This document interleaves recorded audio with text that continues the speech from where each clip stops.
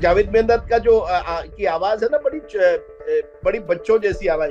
ये दिलीप दिलीप, ये बताओ, ये तेरा रूम नंबर क्या है, रूम नंबर क्या है। विराट कोहली बड़ा एनिमेटेड सेलिब्रेट करते हैं जब भी विकेट गिरता है किसी का। मैक्सवेल का विकेट उन्होंने सेलिब्रेट नहीं किया था। आजकल तो स्पेशली ये इंडियन ऑस्ट्रेलियन प्लेयर्स का जो दोस्ती है वो अलग ही लेवल का है सर। हिंदी भी ऐसे बोलते हैं जैसे, वैसे नहीं जो ब्रेटली जैसा वो हिंदी बोलते थे, नमस्ते वगैरह, वो एक्चुअल शब्द, एक्चुअल लाइंस बोलते हैं और टाइमिंग के साथ बोलते हैं। इस समय बुमराह, सिराज और शायद शमी भी खेल ले। ये तीनों का जो फास्ट बॉलिंग अटैक है वो पाकिस्तान से भी बेहतर है। कुछ लेफ्ट आर्म पेसर्स के साथ ऐसा नाता है भारतीय खिलाड़ियों का, वो कहते हैं कि गेंद अंदर और भारतीय बल्लेबाज बाहर। 96 की मैच थी और वहां फाइनल था लाहौर में, श्रीलंका बनाम ऑस्ट्रेलिया। मैं गया था वो मैच देखने। एक पोस्टर मैंने वहां देखा, कश्मीर ले लो, माधुरी दे दो। और उसी शाम को हम लोग फूड स्ट्रीट चले गए, जहां खाने का बहुत मिलता है पाकिस्तान में। सौरव गांगुली वहां पहुंच गए और सौरव गांगुली ने दुपट्टा लगाया था। हम लोग कई बार अपने जब स्टूडियो में चर्चा करते हैं तो हम नवीन उल हक के बारे में कहते हैं कि he does not need anyone to start a fight, if even is alone in a room he can pick up a fight. Naveen सही में ऐसे है। और गौतम ने ये बोला था, तुम जैसे हो वैसे ही रहना। पाकिस्तान के प्रधानमंत्री गिलानी जी, उनकी पत्नी जो थी, उनको क्रिकेट में रुचि नहीं थी, वो जाकर शॉपिंग करना चाहती थी, तो उनके लिए एक अलग सा ऑफिशियल नियुक्त किया गया। राज सिंह डूंगरपुर ने मुझे कहा कि हमने मोहम्मद अजहरुद्दीन को सिलेक्ट नहीं किया उसमें, क्योंकि हम समझते थे अगर वो पाकिस्तान चले जाए एज ए 21 ईयर ओल्ड, जो उन पर प्रेशर दबाव होगा वो कुछ अलग सा हो सकता है। वो एक इंडियन मुस्लिम है। पूरा होटल की लॉबी जो थी महिलाओं से खचाखच भरी हुई थी। क्यों?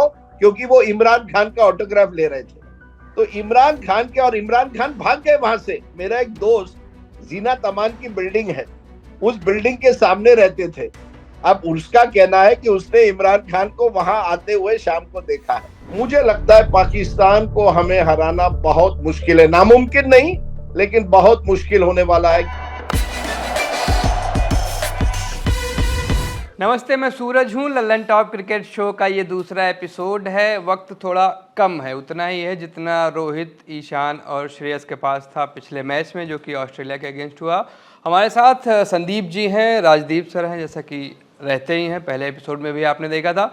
इसको बहुत तेज़ी से शुरू करेंगे क्योंकि अगला मैच उम्मीद से ज़्यादा तेज़ी से करीब आ रहा है अफगानिस्तान के खिलाफ। लेकिन उसके बाद जो बड़ा मैच होगा इंडिया वर्सेज पाकिस्तान, उस पर ज़्यादा फोकस रहेगा क्योंकि सबका फोकस उसी पर है। राजदीप सर, स्वागत है आपका। कैसे हैं? तो आपसे ही शुरू करेंगे। संदीप सर तो घर के आदमी, इनसे बाद में भी पूछ लेंगे, आपको जल्दी निकलना है। इंडिया वर्सेज पाकिस्तान, इतना बिल्डअप हुआ है इस मैच का, इतना बिल्डअप हुआ है इस मैच का कि क्या कहा जाए, कितना बिल्डअप। कई लोग तो तंग आ चुके हैं कि भाई बीच में अफगानिस्तान का भी मैच है, वो मैच भी आपको खेलना है। लेकिन इंडिया वर्सेज पाकिस्तान, कैसे देखते हैं आप इस मैच को? देखिए सूर्य, पहले ही मैच देखने के बाद जो इंडिया की मैच ऑस्ट्रेलिया के साथ हुई और पाकिस्तान की मैच नेदरलैंड्स के साथ हुई, उसके बाद मुझे लगता है Indian team on paper Pakistan से बहुत अच्छी है। अगर आप दोनों को कंपेयर करें तो इंडियन टीम पाकिस्तान के मुकाबले बहुत आगे है। हमारे आप bowling attack, fast bowling attack, बहुत कम ऐसे मौके मिले होंगे जहां हम कह सकते हैं कि हमारा फास्ट बॉलिंग अटैक भी पाकिस्तान से बेहतर है। अगर नसीम शाह होते तो बात अलग होती, लेकिन इस समय बुमराह, सिराज और शायद शमी भी खेल ले। ये तीनों का जो फास्ट बॉलिंग अटैक है वो पाकिस्तान से भी बेहतर है। विराट कोहली फॉर्म में है, केएल राहुल फॉर्म में है। मुझे लगता है पाकिस्तान को हमें हराना बहुत मुश्किल है, नामुमकिन नहीं लेकिन बहुत मुश्किल होने वाला है, क्योंकि मैन टू मैन अगर हम देखें तो हमारी टीम उनसे काफी बेहतर है, खास करके हमारी बॉलिंग अटैक। और मैं कहूंगा हमारा मिडिल ऑर्डर जो है पाकिस्तान से काफी बेहतर है। सो अगर आप मुझे कहें कौन जीतेगा मैच तो मैं इंडिया ही कहूंगा। लेकिन इंडिया पाकिस्तान में आप जानिए, कौन जाने कौन सा क्रिकेट उस दिन जज्बे के साथ खेलकर मैच पलट सकता है। तो मैं ये भी कहूंगा कि हालांकि मुझे पूरा विश्वास है कि हम जीत जाएंगे, लेकिन चेतावनी भी एक है कि आप किसी टीम को, खास करके पाकिस्तान जैसे टीम को आसानी से नहीं ले सकते। उनमें भी कुछ मैच विनिंग क्रिकेटर्स हैं। मैच विनिंग क्रिकेटर्स की आपने बात की तो थोड़ा सा पीछे ले जाना चाहूँगा। इंजमामुल हक, सलमान बट ऐसे बहुत बंदे हुए हैं पाकिस्तान में जिन्होंने जब इंडिया को सामने देखा तो अलग ही किस्म की क्रिकेट खेली। हमने देखा जब फ्रेंडली टूर के लिए बीच में पाकिस्तान इंडिया में आया हुआ था वनडे मैचेस खेलने, तो वहाँ सलमान बट ने बहुत कमाल की इनिंग्स खेली थी। लगातार इंजमामुल हक को हम देखते आए थे कि आपने पता चला 3 विकेट ले लिए, 4 ले लिए, इंजी भाई एक छोर से खड़े रह गए, पूरा दिन बैटिंग करके चले गए। तो ऐसे कोई किस्से अगर आपको याद आते हों? मेरा जमाना उससे भी आगे मैं आपको लेकर चलूंगा। जावेद मियांदाद का जमाना था। आपको हैरानगी होगी कि मेरे घर में मेरे दीवार पे 2-3 क्रिकेटर के पोस्टर लगा हुआ करते थे। एक थे गावस्कर, दूसरे थे विव रिचर्ड्स और तीसरे थे जावेद मियांदाद। तो जावेद मियांदाद जो था वो एक ऐसा क्रिकेटर था जो इंडिया के सामने हमेशा कुछ ना कुछ करता था, लेकिन उसको इंडिया से बहुत प्यार भी था। मुझे अभी भी याद है, मेरे पिताजी की एक बेनिफिट मैच होने वाली थी 78 या 79 साल में, और पहली बार कई सालों के बाद पाकिस्तान क्रिकेटर इंडिया आ रहे थे। अहमदाबाद में ही मैच होने वाली थी। उसमें मुश्ताक मोहम्मद थे, सरफराज नवाज थे, और उन्होंने सादिक मोहम्मद थे, और उन्होंने जावेद मियांदाद को भी न्योता दिया था। अब जावेद मियांदाद बहुत उत्सुक हुए, उनको आना था इंडिया, लेकिन उनको वीजा नहीं मिला समय पर। अब तब ये मोबाइल के जमाने के पहले, मोबाइल तो था नहीं तब, तो उन्होंने लंबी चिट्ठी लिखी मेरे फादर को कि देखिए कुछ भी करिए, मुझे एक बार इंडिया आकर खेलना है। ये 78 की बात है। अगले साल तो वैसे वो टेस्ट सीरीज खेलने आए इंडिया, लेकिन इतने एक्साइटेड थे जावेद मियांदाद खेलने के लिए इंडिया में, इंडिया के सामने। तो उन्होंने कहा देखिए आपको कुछ भी चाहिए, कोई भी डॉक्यूमेंट चाहिए, आप मुझे बताइए, मैं तुरंत आपके हाई कमीशन चला जाता हूं, लेकिन मुझे इंडिया आकर खेलना है। और इंटरेस्टिंग बात, आपने किस्से की बात की, बड़ा फेमस एक इंसिडेंट है कि दिलीप दोषी हमारे लेफ्ट आर्म स्पिनर हुआ करते थे। फैजलाबाद में मुझे लगता है टेस्ट मैच हुआ करती थी। जावेद मियांदाद ने 200 या 281 रन बनाए इंडिया के सामने, और बार बार वो एक नंबर पूछ रहे थे ये दिलीप दोषी से। दिलीप दिलीप और जावेद मियांदाद का जो की आवाज है ना, बड़ी बच्चों जैसी आवाज। दिलीप दिलीप, ये बताओ ये तेरा रूम नंबर क्या है, रूम नंबर क्या है? तो दिलीप दोषी बड़े गुस्से में आ गए, क्या बात कर रहे हो, रूम नंबर क्यों बार बार मुझे पूछ रहे हो रूम नंबर? नहीं नहीं, मैं सोच रहा हूँ अगला 6 जो मारूंगा ना, आपके रूम में ही मार दूंगा। तो देखिए जावेद मियांदाद इसी तरह से क्रिकेटर थे, या तो सिली पॉइंट पे जब बैठते थे या बैटिंग करते थे, और इंडिया के सामने जब आते थे तो उनमें एक अलग जज्बा आता था। आप जानते होंगे कि जो 6 उन्होंने मारा, वो तो 6 बहुत जो शारजा में, लेकिन उसके बाद जावेद मियांदाद दुनिया भर चले गए वो बैट लेके, क्योंकि जहां भी जाते थे पाकिस्तानी उनका स्वागत करते थे, उनको पैसे मिलते थे, उनको गिफ्ट्स देते थे। तो वो दुनिया भर एक साल वही एक शॉट पर उन्होंने पूरा एक साल अपना गुजारा 87 के बाद। तो ये कुछ कहानियां हैं, और कौन जाने इस 2023 में कौन जावेद मियांदाद बनता है या कौन सचिन तेंदुलकर बनता है, क्योंकि सचिन तेंदुलकर ने भी पाकिस्तान के खिलाफ कई जबरदस्त बारियां खेली है। मुझे अभी भी याद है जो वर्ल्ड कप जो उन्होंने शोएब अख्तर के खिलाफ जो 6 मारी थी, उस मैच में मेरे कुछ दोस्त कह रहे थे कि सचिन के आंखों में उन्होंने एक जज्बा देखा था उस दिन, और उसी जज्बे के साथ वो जाकर मुझे लगता है 95 या 96 उन्होंने 98 उस मैच 98 किए थे। लेकिन जो बैटिंग उन्होंने उस दिन की थी, तो उस तरह के क्रिकेटर्स होते हैं ना जो कुछ अलग सा होते हैं। सचिन ने भी मुझे कहा था जब उन्होंने उस मैच के पहले जब जनगण मन गाया गया, तो उन्होंने कहा उसको सुनते ही मुझे मेरा फोकस बिल्कुल उस मैच पर था, मुझे उस मैच में कुछ करना ही था। तो ये इस तरह के क्रिकेटर्स हैं उस जमाने के, जो मुझे लगता है इस मैच में भी आप देखेंगे 1 या 2 क्रिकेटर दोनों साइड से अपने गेम को एक अलग लेवल पर ले जाएंगे। गेम की बात हमने की तो पेसर्स का भी अभी जिक्र हुआ। मोहम्मद शमी पर बड़ा सा सवाल रहता है कि भाई अगर 3 पेसर खिलाओगे कि नहीं, क्योंकि अहमदाबाद की जो सड़क है उस पर कोई टोल है नहीं। आपने जहीर खान का एक बड़ा प्यारा सा इंटरव्यू अभी किया था, जहीर ने कोई किस्सा सुनाया इंडिया पाकिस्तान का, क्योंकि उन्होंने भी काफी क्रिकेट खेली इंडिया पाकिस्तान। नहीं, जहीर ने मुझे कोई इंडिया पाकिस्तान का किस्सा वैसे सुनाया नहीं, लेकिन जहीर ने ये कहा कि जो सेमीफाइनल थी 2011 की, मोहाली। उस मैच का जो प्रेशर था वो एक अलग सा प्रेशर था। इंडिया पाकिस्तान मोहाली में, प्रधानमंत्री भारत के वहां देख रहे, पाकिस्तान के प्रधानमंत्री, और मैंने सुना है पाकिस्तान के प्रधानमंत्री गिलानी जी, उनकी पत्नी जो थी उनको क्रिकेट में रुचि नहीं थी, वो जाकर शॉपिंग करना चाहती थी। तो उनके लिए एक अलग सा ऑफिशियल नियुक्त किया गया जो केवल पाकिस्तान के प्रधानमंत्री की बीवी को जाकर चंडीगढ़ में जहां अच्छे शॉपिंग कॉम्प्लेक्स है वहां जाकर वो कुछ खरीदना चाहती थी, गहने खरीदना चाहती थी। लेकिन उस प्रेशर में जहीर ने कहा जो जीत उनकी हासिल हुई उससे तय हुआ कि इंडिया वो 2011 का वर्ल्ड कप जीतने वाला था। वो सेमीफाइनल थी लेकिन वो फाइनल की तरह थी।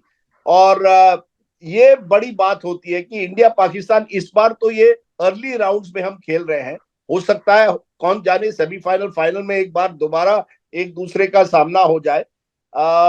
जहीर का एक एक बात मैं कहूंगा, और ये काफी विवादास्पद भी हो सकता है लेकिन आपके प्रोग्राम में कहना जरूरी होता है कि 1984 में मोहम्मद अजहरुद्दीन का डेब्यू इंग्लैंड के सामने हुआ, लेकिन उस सीरीज के पहले इंडिया पाकिस्तान चली गई थी। और राज सिंह डूंगरपुर ने मुझे कहा कि हमने मोहम्मद अजहरुद्दीन को सिलेक्ट नहीं किया उसमें क्योंकि हम समझते थे अगर वो पाकिस्तान चले जाए एज ए 21 ईयर ओल्ड, जो उन पर प्रेशर दबाव होगा वो कुछ अलग सा हो सकता है।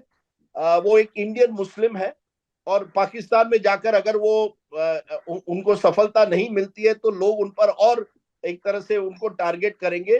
तो हमने सोच लिया इस सीरीज में उन्हें नहीं भेजते हैं और इसलिए उनका डेब्यू इंग्लैंड के सामने हुआ।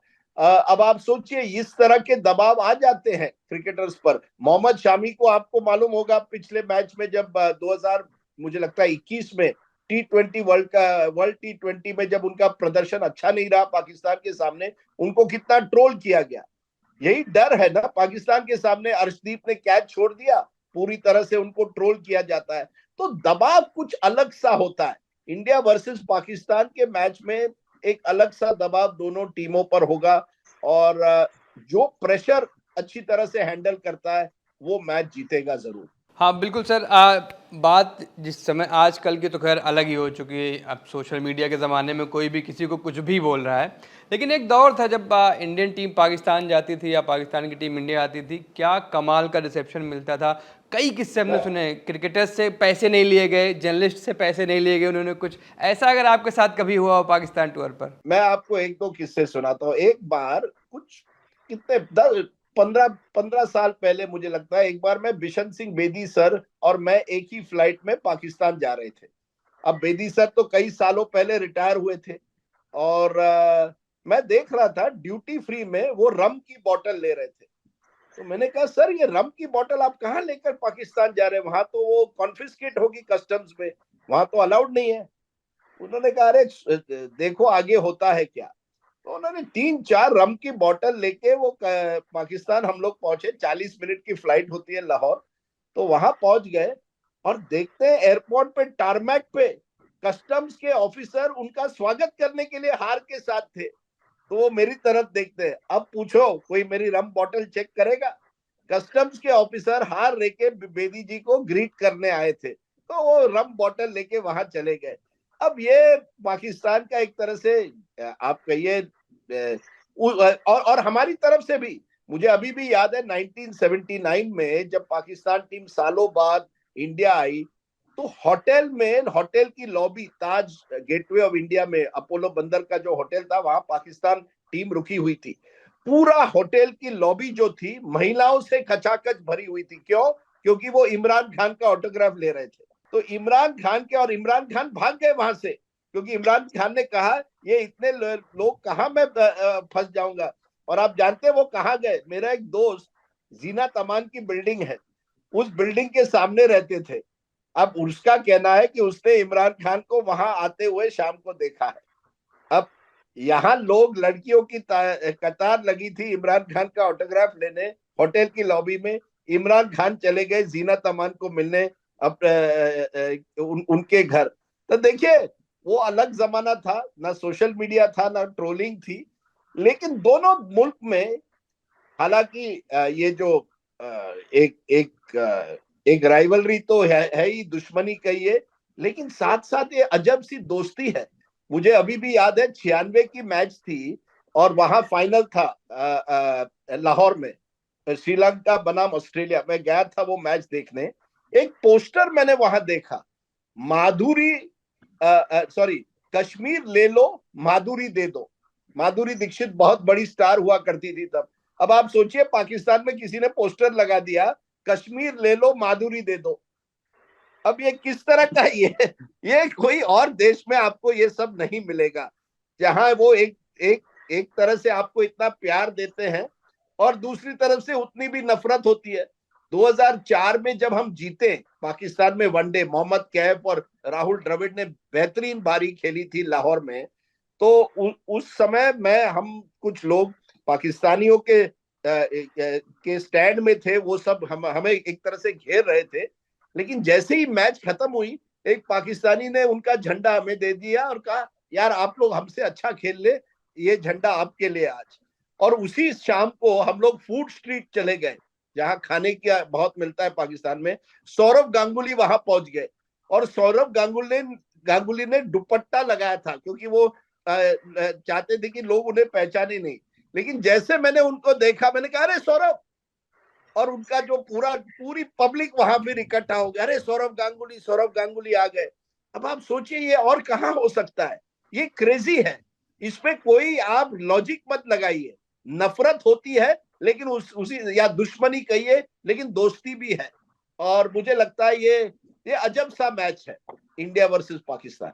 आपको निकलना है तो आपको फ्री करने से पहले बस एक आखिरी सवाल करना चाहूँगा कि चक दे इंडिया बड़ी एपिक सी मूवी है, एक क्रांति से शुरू कर दी थी। उसमें एक डायलॉग है शाहरुख खान का, ये 70 मिनट तुमसे कोई नहीं छीन सकता। ऐसा अगर आपको मौका मिले, फ़र्ज़ कीजिए इंडिया वर्सेस पाकिस्तान मैच है अहमदाबाद में, आपको ड्रेसिंग रूम में 1.5 मिनट मिले, 90 सेकेंड कुछ कहने के लिए टीम इंडिया से, क्या कहेंगे आप? देखिए, इसके पहले एक छोटी सी आखिरी कहानी बता देता और फिर मैं सवाल का जवाब देता हूं।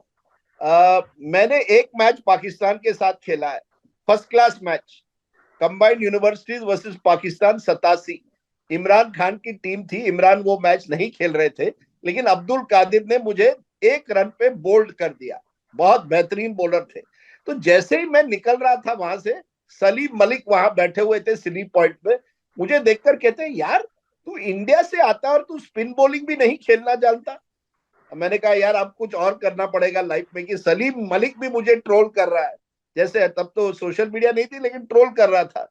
और अब्दुल कादिर लाजवाब बॉलर था। लेकिन आपका जो सवाल है, क्या कहूंगा मैं कहूंगा बॉस, देखिए लोगों की एक तरह से एक करियर बनता है जब आप पाकिस्तान के सामने रन करते हैं। आप बगैर प्रेशर के, बगैर कोई दबाव के आप बस जाके खेलिए, क्योंकि ये जो मैच है ना, इतिहास में जाते हैं। अगर आप पाकिस्तान के सामने अहमदाबाद में 120,000 लोगों के सामने 100 करेंगे तो आप हीरो बन जाएंगे, 5 विकेट लेंगे तो हीरो बन जाए। तो आज हीरो बनने का दिन है। आज बिल्कुल आप हीरो की तरह चलिए फील्ड पर, और जो हीरो बनेगा वो दुनिया उसे याद रखेगी। मुझे लगता है ये सबसे बड़ी बात है, और उसी उम्मीद से मैं कह रहा हूं कि मुझे लगता है ये टीम जो हमारी है ना, ये जरूर पाकिस्तान को हराएगी उस मैच में।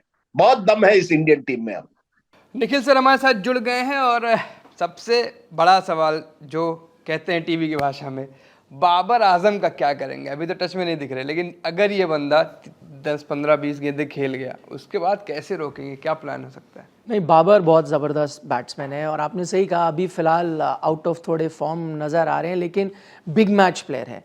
अच्छा, उनके देश में मैंने देखा है उनकी कम रिस्पेक्ट है, इंडिया में ज़्यादा रिस्पेक्ट है। वहाँ पे लोग उनको अलग अलग नाम देते हैं, वो जिम बाबर कहते हैं, वो कहते हैं कि वो रन बनाते हैं सिर्फ फ्लैट ट्रैक्स पे। लेकिन अभी आपने अगर वार्म अप मैचेस भी देखे हों, जब टफ सिचुएशन आई, जब टीम को रन चाहिए थे, तो वही खड़े होते हैं और लंबे रन बना सकते हैं। तो आई थिंक देखिए, बाबर के लिए भी खुद काफ़ी कुछ प्रूव करने के लिए है। वो यहाँ पर आए हैं, उनकी ये आलोचना हुई थी यहाँ आते हुए कि यार आप अपने दोस्तों को चुनते हैं, उनको आप टीम में रखते हैं, आपकी टीम में वो मादा ही नहीं है। और इतना कॉन्फिडेंस लेके वो एशिया कप में आए, मैं वहाँ गया हुआ था, तो मैं उनके कई जर्नलिस्ट से भी मिला। वहाँ पे शुरुआत में देखिए पाकिस्तान के साथ ये अक्सर होता है, जब अच्छा कर रहे होते हैं ना तो उनको सपोर्ट भी ज़बरदस्त करती है उनकी पब्लिक, लेकिन जब वो हारते हैं तो आलोचना भी उतनी ही होती है, गालियाँ भी उनको उतनी ही पड़ती है। और ये मैंने ट्रांजिशन सिर्फ 1-2 मैचेस में ही देखा एशिया कप के दौरान। जब आए तो उन्होंने कहा, जब पहला मैच हुआ इंडिया के साथ, इंडिया आउट हो गई थी जल्दी, फिर 268 बनाए, तो फिर बारिश आ गई तो बोला अरे ये तो डर गए यार, हमसे खेलना ही नहीं चाहते, हमारे जो गेंदबाज हैं उनसे डर गए हैं। कट टू जब वो मुकाबला हार जाते हैं, उसके बाद ये हो रहा था कि अरे कोई, मतलब ये पाकिस्तान के नज़रिए से मैं आपको बता रहा हूँ, या उनके मीडिया में क्या लिखा जा रहा था, जो मैं कुछ फैन से मिला, उनका कहना था कोई मैच ही नहीं है यार, इंडिया मतलब दूसरे लेवल पे है, पाकिस्तान की टीम, हमारे तो दोस्ती यारी से टीम बनाते हैं ना, इनसे रन बनते हैं, या आपके प्लेयर भी सारे ओवररेटेड है। तो ये मूड काफ़ी बदलता है। और आई थिंक बाबर को ये बात पता होगी कि देखिए आपका ये इंडिया के खिलाफ अगर आप परफॉर्म करते हैं तो काफ़ी हद तक आपका टूर्नामेंट उस पर डिपेंड करेगा, जहाँ तक की आलोचना है या जब मूड है। बाबर की अगर आप देखें तो अच्छा, वो मैच भी इंडिया के खिलाफ जो आउट हुए, कोई ऐसी वीकनेस नहीं उनकी नजर आई। वो जो बॉल थी जो हार्दिक पांड्या ने उनको डाली, मुझे लगता है 9 में से 10 बार कोई भी होता, विराट कोहली भी बैटिंग कर रहे होते और हार्दिक वो गेंद डालता तो आउट हो जाते। तो उनकी कोई वीकनेस नहीं है। अहमदाबाद की पिच जितना, सॉरी टोक रहा हूं आपको, लेकिन कुलदीप यादव हो सकते हैं, कुलदीप यादव तुर्क का एक हो सकते हैं, या फिर जसप्रीत बुमराह शुरू में आपको परेशान करके आउट कर सकते हैं। ये 2 ऐसे खिलाड़ी हैं जो मुझे लगता है आपको आउट कर सकते हैं। देखिए जडेजा जैसी पिच होगी नहीं अहमदाबाद में, तो उनका विकेट लेना इतना वो नहीं है। सिराज अच्छी गेंदबाजी करते हैं फ्लैट ट्रैक पे भी, लेकिन मुझे नहीं लगता बाबर वैसे बैट्समैन है जो परेशान होंगे उनकी गेंद से। तो आ जाते हैं आप कुलदीप यादव पे और आप आ जाते हैं जसप्रीत बुमराह पे। ये 2 खिलाड़ी हो सकते हैं जो बाबर का विकेट ले ले, पर उनके साथ वही है, अगर आपको आउट करना है जल्दी कर लें, 20-30 के अंदर ही आउट कर लें, नहीं तो वो एक लंबी पारी खेल सकते हैं। अगर बाबर की प्रोफाइल देखेंगे तो पहली 5 गेंदों पर आउट होते हैं, ऐसा कुछ मिलेगा। संदीप सर, 3 स्पिनर या 3 पेसर, क्या शमी बाहर बैठेंगे? बड़ा मुश्किल है मुझे, मतलब बहुत हद तक टॉस को लेकर भी बहुत चिंता होगी सबके मन में कि टॉस में क्या होता है, क्योंकि पहला मैच जो हम लोग खेले उसमें भी वही टॉस वाली बात आ गई कि टॉस में किस्मत ने साथ दिया, आप टॉस हार गए और सामने वाले ने बैटिंग ले ली, वो फंस गए। और ऐसा ही हुआ है। पहला वनडे मैच जो देखिए आप, वर्ल्ड कप का जो पहला मैच था इंग्लैंड और न्यूजीलैंड, ठीक ठाक ओके स्कोर बनाया, बहुत अच्छा स्कोर नहीं था इंग्लैंड का, 280 के आसपास का था, लेकिन जिस अंदाज में न्यूजीलैंड में पीछे बाद में बैटिंग करते हुए चेज किया उन्होंने, लग रहा था एकदम पूरी सड़क पे वो जो आपने कहा ना कि इस पे कोई गड्ढा नहीं है, कोई स्पीड ब्रेकर नहीं है, बस पाटा है, पूरी तरह से चलाए जाओ, खेचे जाओ। तो ये रहेगा, और उस स्थिति में संभवतः स्पिन पर ज्यादा भरोसा दिखाएंगे। फास्टर्स को खेलना ज्यादा आसान होगा, बॉल अगर ड्यू का इफेक्ट आता है तो गेंद बल्ले पे ज्यादा आसानी से तेजी से आएगी और वो रन्स तेजी से बन सकते हैं। अहमदाबाद के पिच पे हमने देखा है, आईपीएल के दौरान भी देखा है। तो संभवतः 3 स्पिनर वाला जो कॉम्बिनेशन इस मैच में था वो रिपीट होगा। अब आपके पास एक टेंशन बैटिंग वाली है कि 1 नंबर पे आपने जो शुभमन गिल तो संभवतः फिट होते नहीं दिख रहे हैं, जैसी खबरें आ रही हैं अब उनके बारे में कि वो हॉस्पिटलाइज हैं अभी चेन्नई में, तो स्वास्थ्य लाभ में थोड़ा समय लगेगा। तो उस हिसाब से फर्स्ट बैटिंग पोजीशन में आप इस बार भी, इस मैच में भी आप ईशान किशन पे भरोसा दिखाएंगे, और स्पिन गेंदबाजी में 3+2 2 पेसर, और हार्दिक पांड्या को उस पिच का अनुभव तो है ही। तो ये कॉम्बिनेशन मोरलेस आपका यही दिखता है मुझे जो रिपीट होगा। निखिल, आप कुछ ऐड करना चाहेंगे? नहीं, मैं ऐड नहीं, एक चीज़ है जो हमने पहले मैच में अहमदाबाद में देखी, वो ये कि एक तो बैटिंग फ्रेंडली ट्रैक होने वाला है, ये 300 प्लस का ट्रैक होने वाला है, लेकिन इंग्लैंड से क्यों नहीं बने उतने रन? जो गेंदबाज पेस कम करेगा यानी कटर्स का इस्तेमाल करेगा वो सफल होगा। हमने देखा न्यूजीलैंड के जो भी गेंदबाज हैं, मैट हेनरी जो तेज डालते हैं, उन्होंने भी कटर्स का काफ़ी इस्तेमाल किया, उसको उनको फ़ायदा मिला। इंग्लैंड के गेंदबाज क्यों नहीं सफल हुए? क्योंकि वुड ने सोचा मैं 150 वाला हूँ, मैं डरा दूंगा सबको, मैं उसी तेज़ी से डालूंगा, और अच्युत रविंद्र ने उतनी तेज़ी से उनकी गेंद को बाउंड्री पे भी पहुँचाया। तो जो गेंदबाज पेस कट करेगा उसको थोड़ा फायदा मिलेगा। इसलिए मैंने तब भी कहा जसप्रीत बुमराह, क्योंकि हमने देखा था उन्होंने स्लोअर बॉल का बहुत अच्छा इस्तेमाल किया है, क्योंकि वो तेज तो डालते हैं और आपके पास वो रफ्तार होनी चाहिए, स्लोअर बॉल का फायदा तभी मिलता है। अगर आप थोड़े मीडियम पेस है कटर डालेंगे भी तो बैट्समैन समझ जाता है, लेकिन एकदम तेज रफ्तार के गेंदबाज है जैसे मैट हेनरी हैं और फिर कटर डालते हैं, या जसप्रीत बुमराह है फिर कटर डालते हैं, तो उसमें इतना डिफरेंस आता है कि बैट्समैन फंसता है। मैं सहमत हूं कि मुझे भी लगता है कि लेकिन सर एक चीज, कटर के मामले में आप किसको बेहतर मानते हो, सिराज, शमी या बुमराह? इन तीन में से बेहतर दो ऑप्शन कौन से हैं आपके? बुमराह तो विदाउट डाउट मेरे ख्याल से इन तीनों के अगर देखा जाए तो तीनों में बेस्ट यही हैं। शमी और सिराज के बीच बड़ा क्लोज हो जाता है। शमी हमने देखा है शमी की स्ट्रेंथ है सीम, यानी वो अगर सीम पे गेंद डालते हैं तो उनको भी नहीं कई बार पता कि अंदर आएगी बाहर जाएगी, तो बल्लेबाज की तो दूर की बात है, उसे क्या समझ आएगा। सिराज वो वॉबल्ड सीम डालते हैं तो कई बार वो गेंद एक्स्ट्रा बाउंस के साथ उड़ जाती है। मुझे ऐसा लगता है कि हालांकि उनका होम ग्राउंड है आईपीएल में, लेकिन फिर भी वो शायद सिराज के साथ जाएंगे, शमी को यहाँ मौका नहीं मिलेगा। मैं शमी, सिराज, बुमराह को खेलते हुए एक साथ देखना चाहता हूँ और शायद आपको देखने को मिले। हो सकता है अफगानिस्तान मैच में आप देखें कि भारतीय टीम ऐसा करना चाहे, क्योंकि दिल्ली का जो पिच है वो तो सपाट पिच है, फ्लैट पिच है, उसमें ढेर सारे रन लग सकते हैं। तो आप 3 स्पिनर शायद ना खिलाएं, 3 फास्ट बॉलर्स को खिलाएं। लेकिन अहमदाबाद में काफ़ी हद तक मुमकिन है कि आप 3 स्पिनर जैसे आप कह रहे थे उनके साथ खिलाएं। सिराज शमी में बड़ा क्लोज कॉन्टेस्ट है। मुझे कोई फर्क नहीं पड़ेगा अगर शमी खेल जाए ओवर सिराज या सिराज खेल जाए, लेकिन ऐसा होता है देखते हुए इंडियन टीम के ट्रेंड को कि मोस्ट लाइकली आप देखेंगे कि सिराज ही वहाँ पर खेलेंगे। सिराज ही खेलेंगे। और ये जो कॉम्बिनेशन हम बना रहे हैं लगातार पेपर पर भी बात करके, क्या अभी तक जितने वर्ल्ड कप हमने खेले इंडिया ने, क्या ये रोहित के पास जो टीम है ये अभी तक की हमारी बेस्ट एवर टीम कही जा सकती है? ये बड़ा टफ है। अब देखिए 2011 की टीम आपको लगता है कि बेस्ट है? देखा जाए, मैं आपको ये बताऊं 2007 की जो टीम थी जो वर्ल्ड कप के लिए गई थी, मैं उस वर्ल्ड कप में था वेस्ट इंडीज़ में। ऑन पेपर तो वो टीम कमाल की थी। वो अलग बात है पहले राउंड में आप बाहर हो गए। आप उस टीम को देखिए, 2007 वाली टीम को देखिए, क्योंकि 2003 में आप फाइनल खेलते हैं और 2007 तक आते आते वो टीम और बेहतर हो गई थी, क्योंकि उस टाइम कुछ यंगस्टर्स थे, जहीर खान हो गए, युवराज से हो गए, काफ़ी यंग थे। 7 तक आते आते इतने बड़े नाम हो चुके थे। साथ में आपके साथ राहुल द्रविड़ तो थे ही, सौरव गांगुली थे, सचिन तेंदुलकर, वो भी बड़ी स्ट्रांग थी। 83 की टीम लोग कहते हैं अपसेट है, लेकिन देखिए आज के दिन में आप बात करते हैं इंग्लैंड ऑस्ट्रेलिया की, देखिए नंबर 9 तक बैटिंग है, 10 है उस टीम के पास, तब से वो थी। तो ये कहना बहुत मुश्किल है कि स्ट्रॉन्गेस्ट टीम है या नहीं, लेकिन परेशानी है। देखिए एक गिल बाहर हो जाते हैं तो आपके पास परेशानी है। आप ईशान किशन के साथ गए, लेकिन मुझे लगता है अफगानिस्तान वाला मैच बहुत ही अहम होने वाला है, क्योंकि अगर ईशान किशन, देखिए आउट कोई भी हो सकता है, अच्छी गेंद रोहित शर्मा को भी पड़ी, वो अच्छी गेंद पे आउट हो गए, ठीक है। हो सकता था कि ईशान किशन को भी अच्छी गेंद पड़ जाती, ऑस्ट्रेलिया से आउट हो जाते, उसमें कोई परेशानी। जिस अंदाज में आउट हुए ना, मैं अगर टीम मैनेजमेंट का हिस्सा हूं, कप्तान हूं, तो थोड़ा घबराऊंगा। अफगानिस्तान मैच के साथ भी अगर वो इसी अंदाज में कुछ आउट होते हैं, फिर मैं सोचूंगा कि मैं क्या करूं। इसलिए सोचूंगा क्योंकि मेरे पास एक सूर्य कुमार यादव भी है, वो बेंच पे बैठे हैं, मैं उनको किस तरह से 11 में ला सकता हूं, पाकिस्तान के खिलाफ गेम चेंजर हो सकते हैं, मैं उनको कैसे लेके आऊं टीम में। तो आप देख सकते हैं ईशान किशन की जगह फिर आपके पास ऑप्शन ये है, सूर्य कुमार तो ओपन नहीं करेंगे, आप ये देख सकते हैं कि क्या मैं केएल राहुल से ओपन करा दूं, क्योंकि वो ओपन कर चुके हैं इससे पहले भी। 5 पे तो वो इसलिए आए क्योंकि शुभमन रोहित थे, तो आपके पास कोई चांस ही नहीं था। अगर आप रोहित केएल को नहीं छेड़ना चाहते क्योंकि वो 5 पे इतनी अच्छी बैटिंग कर रहे हैं, तो मैं ये सोच सकता हूं कि विराट रोहित के साथ ओपन कराऊं, क्योंकि विराट आपने देखा है कई बार ओपन कर गया, नंबर 3 का बैट्समैन कर भी जाता है, और सब एक एक पायदान ऊपर चले जाएं। तो ये एक इकलौती चीज होगी जिसको लेकर थोड़ी परेशानी होगी। इसलिए अफगानिस्तान मैच में ईशान किशन कैसा खेलते हैं ये काफी अहम होगा। लखनऊ से हमारे साथ भरत जी जुड़े हैं। भरत का बड़ा इंटरेस्टिंग इनसे बात करना चाहता हूँ, क्योंकि पहला जो हमारा मैच हुआ ऑस्ट्रेलिया से हुआ, आप ऑस्ट्रेलियन क्रिकेट टीम को लंबे वक्त से कवर करते आए हैं, क्या लग रहा है कहाँ चूके कंगारू? सर आई थिंक काफी जगह में चूंकि देखिए उनका स्क्वाड ऐसा है कि सिर्फ 14 लोग को लाए हैं। आपको ऑब्वियसली पता है कि ट्रेविस हेड के ऊपर काफी बड़ा गैम्बल किया उन्होंने कि जब वो तैयार होंगे तो उनको शायद अवेलेबल हो जाएंगे तो उनको फिट इन कर देंगे टीम में।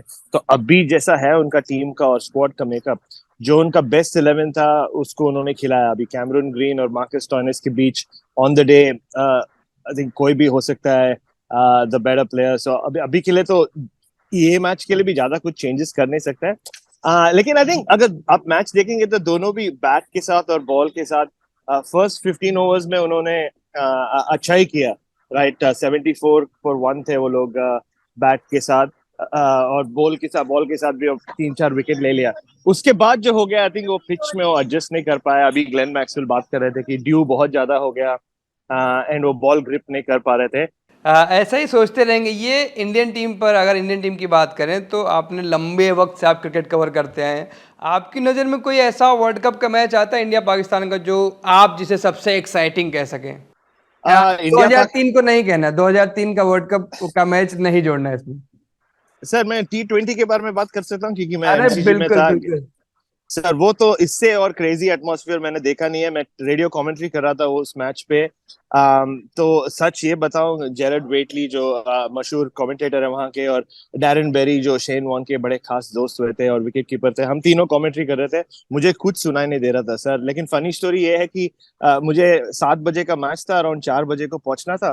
तो मैंने उबर बुक किया, तो उबर में चढ़ा तो मेलबर्न के स्ट्रीट ऐसे मुंबई जैसे लग रहे थे सर। कोई ट्रैफिक फॉलो नहीं कर रहा है, कोई रेड लाइट फॉलो नहीं कर रहा है, और हम आगे ही नहीं बढ़ रहे थे। तो वो उबर वाला हमारा देश का था, तो उसने मुड़ के बोला कि सर हमारे देश की तरह चलाऊं। तो मैंने बोला हाँ यार, नहीं तो मैं पहुंचूंगा नहीं। तो फिर हम गए ऐसे, मुझे अलग ही लगा यार। तो मैंने जैसे तभी बोला था लास्ट ईयर की, ऐसा लगा कि सिटी ऑफ मेलबर्न ने चाबी दे दिया इंडियन और पाकिस्तान टीम और फैंस को, और बोला कि चलो पुट ऑन अ शो। और उन्होंने ऐसा एकदम ऐसा एटमॉस्फेयर मैंने देखा ही नहीं। निखिल भाई भी लास्ट टाइम बोल रहे थे कि 50% लाइक इंडियन नॉइज और पाकिस्तान प्लस नॉइज आप जनरली देखते नहीं। और जो नेशनल एंथम के टाइम पे, दोनों नेशनल एंथम के टाइम पे जो जो आवाज था और जो इमोशन और पैशन था, ऐसा मैंने कभी एक्सपीरियंस नहीं किया है। एंड जो जिन लोगों के साथ मैं कमेंट्री कर रहा था, और सर जो विक्टोरियंस है मेलबर्न के, उनका तो हर साल ग्रैंड फाइनल होता है, बॉक्सिंग डे टेस्ट होता है। बट फॉर देम टू से कि इससे बड़ा हमने एटमॉस्फेयर वाला मैच कभी देखा नहीं है ये महान मशहूर ग्राउंड में, that tells you everything you need to know. And obviously finish भी इतना खास हो गया। और वो जो जेरड वेटली मेरे पार्टनर है, उनका क्लिप भी बड़ा फेमस हो गया जब भी उन्होंने बोला वो शॉट ऑफ एन एम्परर है। मैंने भी थोड़ा कमेंट्री किया था उसमें, बट वो आपको नजर नहीं आते कभी क्लिप में। मैं ऐसे बैठे रहता हूँ शो। खैर, अब एक बड़ा सा सवाल है तीनों लोग से, मैं इसको रैपिड फायर समझिएगा, बस एक लाइन में जवाब चाहूँगा। वो कौन सा प्लेयर है पाकिस्तान का जिसके लिए शुक्रवार की रात में बैठ के सुबह 4 बजे तक प्लानिंग चलेगी इंडिया में, इंडिया का जो थिंक टैंक है? वो हो सकते हैं शाहीन शाह अफरीदी, क्योंकि अगर कोई एक खिलाड़ी है, इससे पहले शायद मैं नसीम शाह कहता, वो इंजर्ड हो गए हैं, वो बाहर हो गए, लेकिन शाहीन शाह अफरीदी, क्योंकि पाकिस्तान का बेस्ट ऑप्शन क्या है इंडिया को हराने का? वही ऑप्शन है जो आपने शुरुआत में 2-4 विकेट ले ली, और वो हम कई साल से देखते आए हैं। तब आप परेशान हुए। 2017 की चैंपियंस ट्रॉफी फाइनल में मैं था वहाँ पर ओवल मैदान पर, तो देखा। उसके बाद से कुछ लेफ्ट आर्म पेसर्स के साथ ऐसा नाता है भारतीय खिलाड़ियों का, वो कहते हैं कि गेंद अंदर और भारतीय बल्लेबाज बाहर। तो इसलिए मैं कह रहा हूं कि शाहीन शाह अफरीदी को लेकर वो थोड़ी प्लानिंग करेंगे। हालांकि उसके बाद भारतीय खिलाड़ियों ने उनको अच्छा खेला, लेकिन कंडीशन भी मैटर करती है। देखिए, वो अगर वो उस कुछ मोमेंट में आपको 4-5 ओवर ही चाहिए, जैसे ऑस्ट्रेलिया ने भी देखा, तो उनके खिलाफ आप चाहे या ना चाहे लेफ्ट आर्मर के साथ आप प्रैक्टिस करेंगे। मैंने सुना कि भारतीय टीम मिचेल स्टार्क के लिए भी काफ़ी अभ्यास कर रही थी। वो थ्रो डाउन स्पेशलिस्ट, उनके पास लेफ्ट आर्म है, उनके साथ खेल रहे थे। सेम आई थिंक पाकिस्तान के खिलाफ करेंगे। मुझे याद आता है 2015 वर्ल्ड कप में मैं था, और उनके वो थे इरफान मोहम्मद, वो जो 7 फुट लंबे थे, 6 फुट कुछ लंबे थे।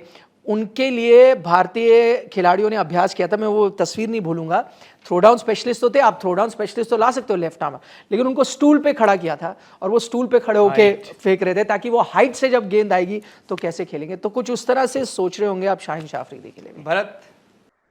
नहीं, मैं भी शाहीन शाह अफरीदी बोलने वाला था, लेकिन निखिल भाई ने चुरा लिया, तो मुझे और किसी के बारे में बात करना पड़ेगा। नहीं, आई थिंक देखिए, हमने अभी तक बेस्ट ऑफ बाबर आजम अभी तक इंडिया के खिलाफ ज्यादा देखा नहीं है। हाँ, ऑब्वियस आंसर आपको लगेगा, लेकिन वो आई मीन काफी बड़े मैच प्लेयर तो है ही, बट उनका ऐसा है कि अगर उनका दिन है, he is one of those guys जो जब विराट कोहली पीक में थे, आप किधर भी बॉलिंग कर लो, किसी से भी बॉलिंग करा लो, 3 स्पिनर 4 स्पिनर 4 फास्ट बॉलर कुछ भी करा लो, वो एक अलग लेवल के बैटर है, वो अलग लेवल पे बैटिंग करते हैं। तो उनके लिए आई थिंक इवन अगर उन्होंने हमेशा ज्यादा रन नहीं मारा इंडिया के खिलाफ, वो ज्यादा करके प्लानिंग होगा ही, बिकॉज ये बैटिंग लाइनअप भी पाकिस्तान का ऐसा है कि मैं नहीं बोल रहा हूँ कि बाकी स्टार नहीं है, बट उनके अराउंड काफी वो लोग रिवॉल्व करते हैं। जो आप कंपेयर कर लीजिए बाकी टीमों के साथ, आई डोंट थिंक इतना फोकस इतना बड़ा प्लेयर के ऊपर है जितना पाकिस्तान में है।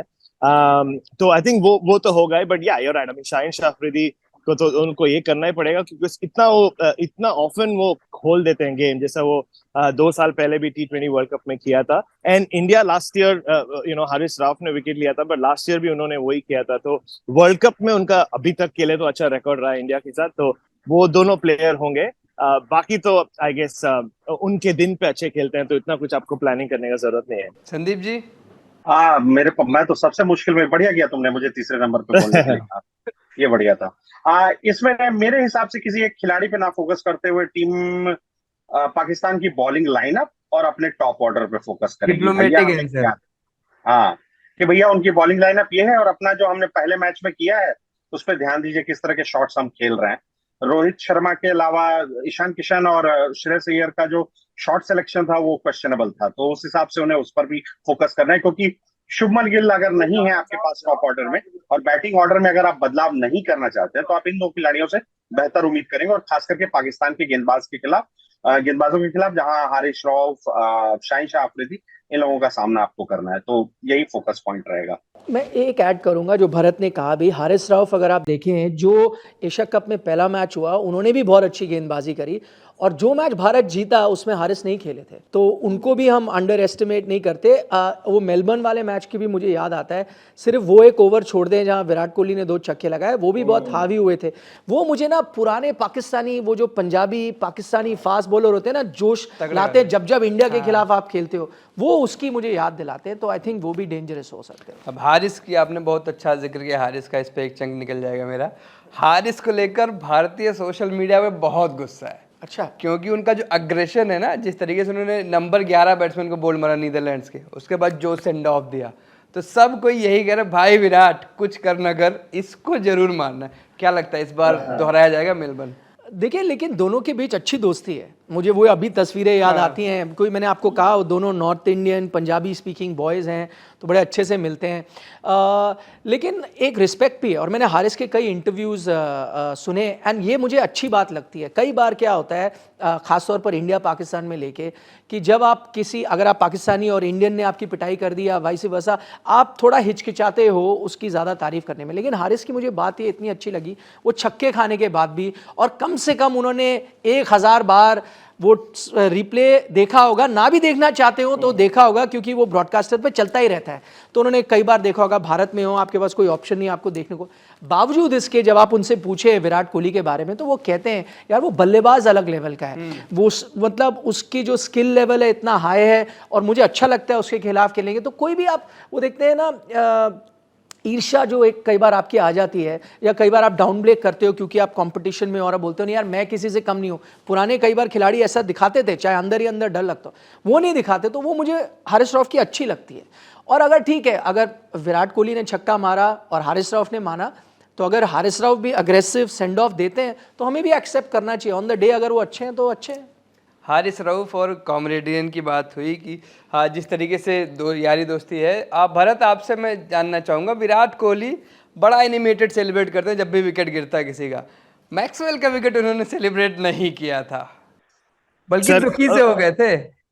आई नो, आई मीन उसका तो मुझे पता नहीं, लेकिन उनका तो खास दोस्ती है। लेकिन आजकल तो स्पेशली ये इंडियन ऑस्ट्रेलियन प्लेयर्स का जो दोस्ती है वो अलग ही लेवल का है सर। मैं कभी कभी टू द एक्सटेंट इनका नेट्स देखते समय, ये लोग हिंदी भी ऐसे बोलते हैं जैसे, वैसा नहीं जो ब्रेट ली जैसा वो हिंदी बोलते थे नमस्ते वगैरह, वो एक्चुअल शब्द, एक्चुअल लाइंस बोलते हैं और टाइमिंग के साथ बोलते हैं।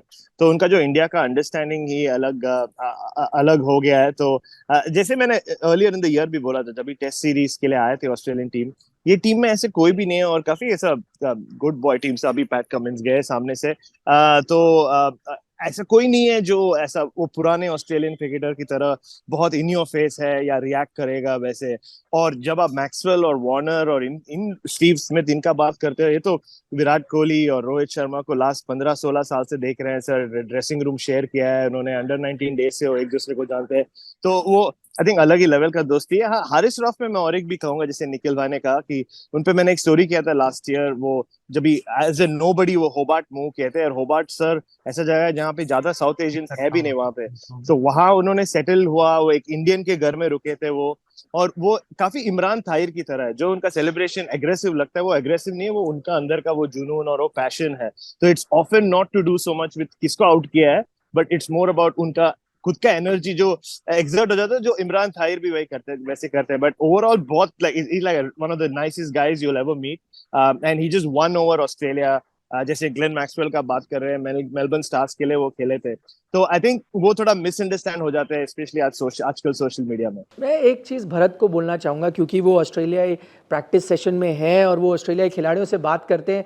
आप प्लीज़ अगर उन तक मैसेज पहुँचा सकते हैं तो ज़रूर पहुँचाइएगा। मैं एज एन इंडियन बोलता हूँ, मुझे ये ऑस्ट्रेलियन टीम, गुड बॉयज़ वाली ऑस्ट्रेलियन टीम बिल्कुल पसंद नहीं है। मुझे पुरानी बैड बॉयज़ वाली ऑस्ट्रेलियन टीम पसंद है। और मुझे पता है ये ट्रेंड तब चेंज हुआ जब सैंडपेपर गेट हुआ, एक कॉन्शियस एक डिसीजन लिया इमेज चेंज करने के लिए।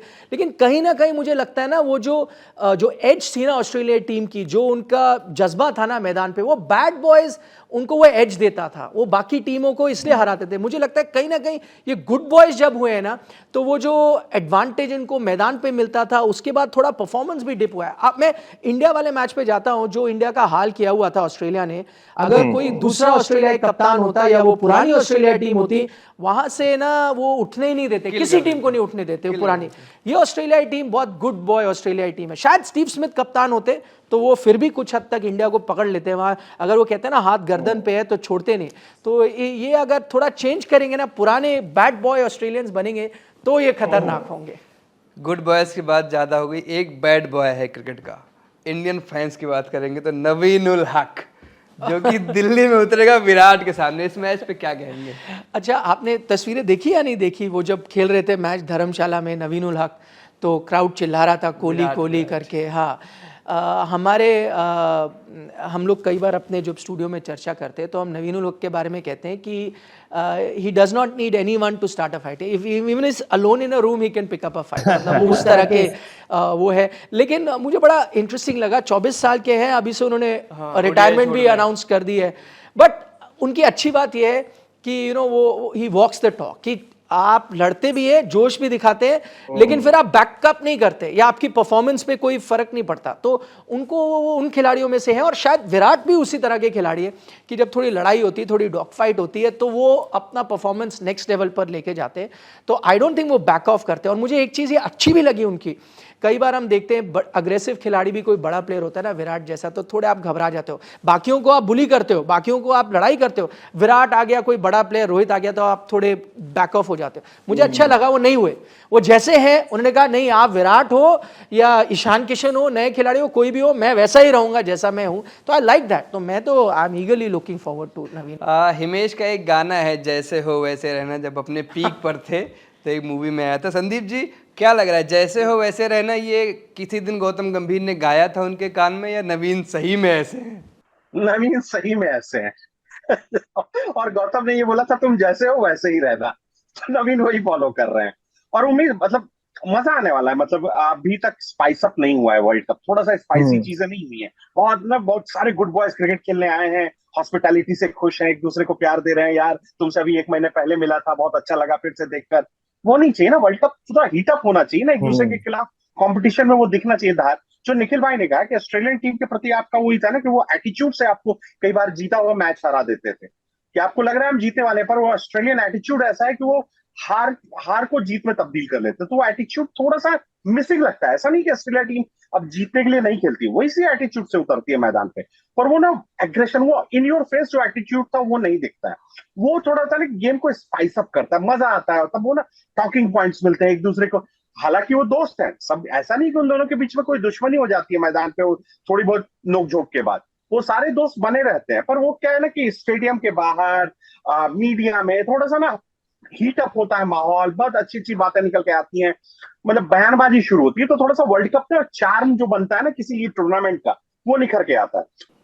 बात इंटिमिडेट करने को हुई, रिकी पॉन्टिंग की उठी हुई कॉलर और मुंह का च्युइंगम। मतलब मैंने विव रिचर्ड्स को नहीं वॉक करते देखा, मैंने पॉन्टिंग को देखा है। खैर, इस नोट पर गुड बॉयज बैड बॉयज खत्म करते हैं। ये अब रैप अप करेंगे रैपिड फायर के साथ। एक एक ऑप्शन दूंगा सबको बारी बारी से, और बस एक शब्द या एक लाइन से ज़्यादा आप नहीं बोल सकते एकदम। Score prediction India versus Pakistan, पहले जो भी टीम बैटिंग करेगी कहाँ तक जाएगी? 320। Sandeep ji? 270 280, exactly same score जो इंग्लैंड ने बनाया था, उससे ज्यादा नहीं। भरत जी?